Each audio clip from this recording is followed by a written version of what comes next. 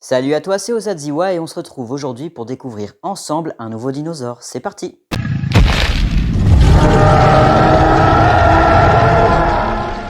Pour notre vidéo d'aujourd'hui, nous allons parler d'un dinosaure qui est très certainement l'un des mieux connus. Mais pour faire sa rencontre, il va falloir remonter le temps il y a entre 153 et 113 millions d'années, entre la fin du Jurassique jusqu'au milieu du Crétacé, aux États-Unis d'Amérique, mais aussi en Tanzanie, en Algérie et au Portugal, pour faire ensemble la découverte du Brachiosaurus.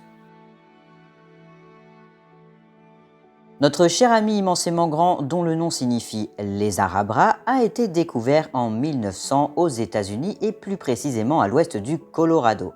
Il a été officiellement nommé Brachiosaurus en 1903 par Elmer S. Riggs, dont nous avons déjà parlé dans de précédentes vidéos. Passons maintenant à sa classification. Le Brachiosaurus fait partie de l'ordre des saurichiens, du sous-ordre des Sauropodomorpha, de l'infraordre Sauropoda, du clade Macronaria et de la famille Brachiosauridae. Son genre Brachiosaurus contient à ce jour une seule espèce, Altithorax. Il en a connu une autre avant, mais on va y revenir un peu plus tard. Passons maintenant à sa morphologie. Je pense que tout le monde ici a regardé les Jurassic Park, donc tout le monde sait qu'il mesurait environ 25 mètres de long. Sa hauteur pouvait varier entre 12 et 15 mètres de haut, et son poids oscillait entre 30 et 50 tonnes. Autrement dit, le Brachiosaurus faisait le poids cumulé de 10 éléphants. Je ne sais pas si vous vous rendez compte de ce que ça peut peser un éléphant, mais déjà c'est vraiment énorme. Donc 10 fois un truc comme ça, faut pas qu'il vous marche dessus Coco, parce que là, crêpe direct. Avec le supplément Nutella si vous vous êtes fait caca dessus juste avant. Pourquoi j'ai écrit ça? Son cou immensément grand était composé de 12 vertèbres d'environ 70 cm. Autrement dit, les vertèbres de son cou étaient 3 fois plus grandes que ses vertèbres dorsales. Cette info est juste incroyable. Cela rendait son cou très mobile. Il pouvait le déplacer de gauche à droite et de haut en bas jusqu'à une hauteur environ d'un immeuble de 4 étages. Encore une fois, c'est énorme. Je pense que je vais le répéter tout au long de cette vidéo, mais ce dinosaure est vraiment démesuré et impressionnant.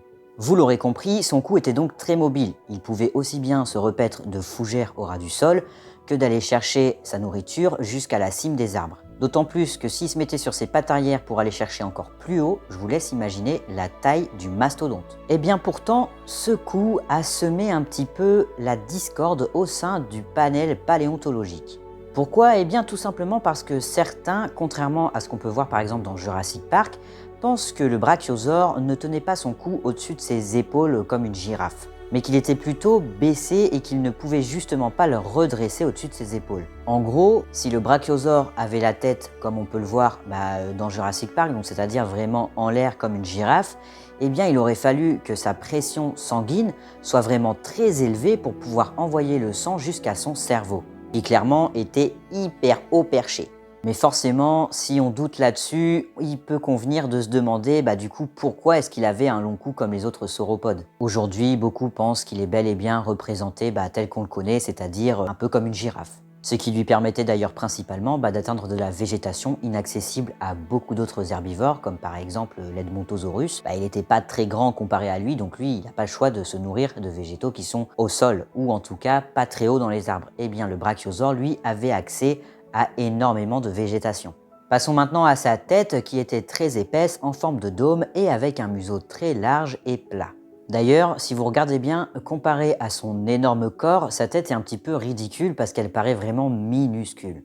Ses naseaux étaient placés au sommet de sa tête, donc sur le dôme, et non sur son museau comme en fait quasiment tous les autres dinosaures. Et ce petit élément a causé pas mal d'interrogations pour les scientifiques. Ils ont d'abord émis l'hypothèse que peut-être, en définitif, le brachiosaure était un dinosaure qui vivait la plupart du temps immergé. Sauf qu'après étude, avec sa taille démesurée, il aurait fallu atteindre une profondeur vraiment très grande, et autrement dit, la pression aurait été très élevée, l'empêchant de respirer. Donc cette hypothèse a très vite été oubliée. En définitif, aujourd'hui, on pense plutôt que ses naseaux lui servaient tout simplement à réguler sa température corporelle et notamment à refroidir son cerveau en cas de forte chaleur. Pour ce qui est de sa mâchoire, elle est assez spéciale, surtout ses dents, puisque vous pouvez voir qu'elles sont en forme de pieu. On va un petit peu s'attarder sur ses membres antérieurs, autrement dit donc ses bras, parce qu'ils étaient vraiment immensément grands, et bien plus d'ailleurs que ses membres postérieurs, ou ses jambes pour les plus jeunes d'entre vous, comme vous pouvez le voir sur la photo. On voit très bien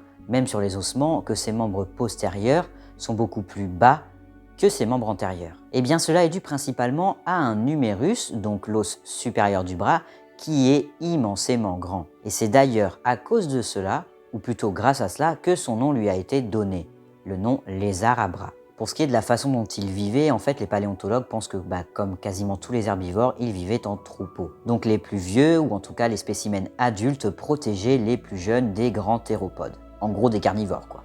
Et maintenant j'ai une petite anecdote pour vous, ou en tout cas une petite info qui pour moi est vraiment très importante. Le saviez-vous ? Un squelette quasi complet a été découvert en Tanzanie par l'université de Berlin. À partir de ce moment-là, naît alors une nouvelle espèce, le Brachiosaurus brancaï. Mais en 1988, et c'est là que ça devient intéressant, le paléontologue George Scott Paul suggère que potentiellement ce Brachiosaurus n'en est pas un. Et il propose un nouveau nom, Girafa-titan. Alors vous allez me demander pourquoi ? Eh bien tout simplement parce que ses vertèbres sont différentes, que le spécimen est beaucoup plus grand et que sa morphologie ou sa structure sont vraiment différentes. Toutefois, même à l'heure actuelle, certains pensent encore qu'en réalité c'était bel et bien un Brachiosaurus, tout simplement que ce spécimen avait vraiment atteint sa taille maximale, donc sa taille adulte. Mais bon, tout ça on y reviendra quand on parlera du Girafa-titan en vidéo. Et nous arrivons maintenant dans la dernière partie de cette vidéo, ou plutôt la conclusion. Au vu de tout ce dont nous avons parlé, de sa taille démesurée, de son physique impressionnant, de son poids énorme, on peut aisément le dire, le Brachiosaurus était l'un des plus gros et l'un des plus grands animaux terrestres ayant jamais existé. C'était réellement un véritable colosse. C'était Osadziwa, j'espère que cette petite vidéo t'a plu. Si tel est le cas, n'hésite pas à liker et à t'abonner, ça fait toujours plaisir. Si tu as regardé jusqu'au bout, marque Brachio en commentaire et on se retrouve la semaine prochaine pour découvrir ensemble un nouveau dinosaure. Tchuss!